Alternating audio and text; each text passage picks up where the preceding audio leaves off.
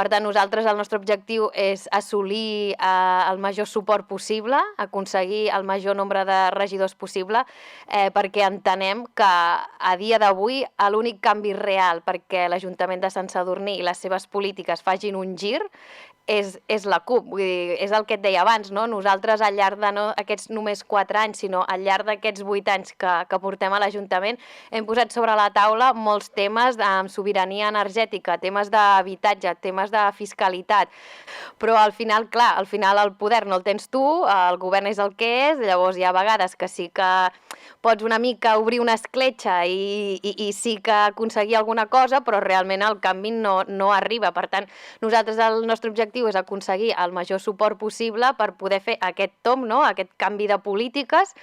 Creiem que som l'única força que ho podem fer i, per tant, a l'hora de dir si és que en volem fer, no? En volem un tercer regidor, en volem 4, el nostre objectiu és aconseguir uns resultats que ens permetin governar Sant Sadurní.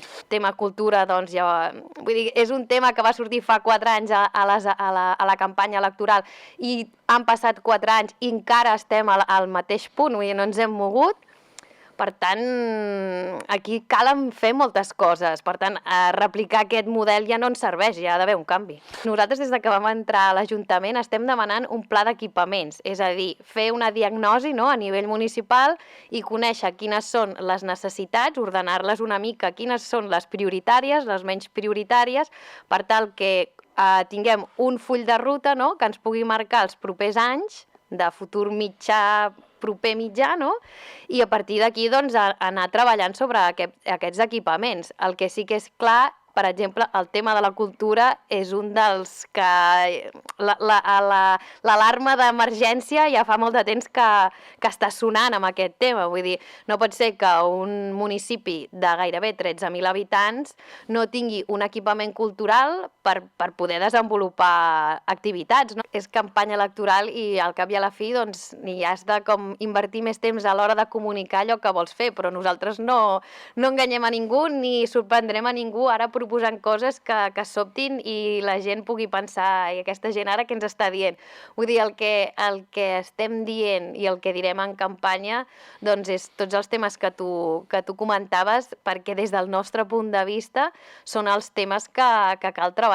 Per exemple, el tema de l'habitatge, no?, que és flagrant com dia a dia, podríem dir pràcticament, doncs els preus dels lloguers estan pujant, que això afecta cada vegada més a més famílies, a més persones.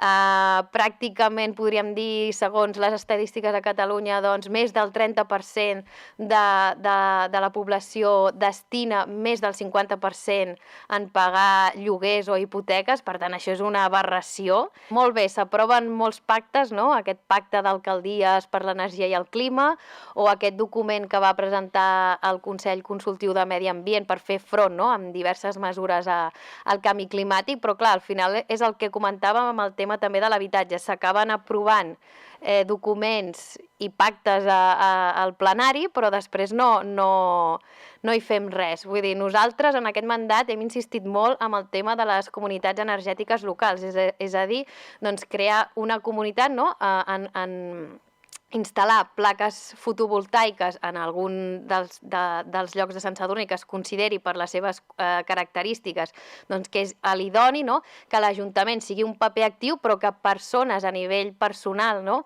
que s'hi vulguin adherir, doncs que s'hi puguin sumar per tal de generar energia neta i que es desvinculi d'aquests oligopolis energètics. És el que dèiem abans. Els últims governs de Sant Sadurní el que han fet és perpetuar un model i no aplicar polítiques de canvi i valentes.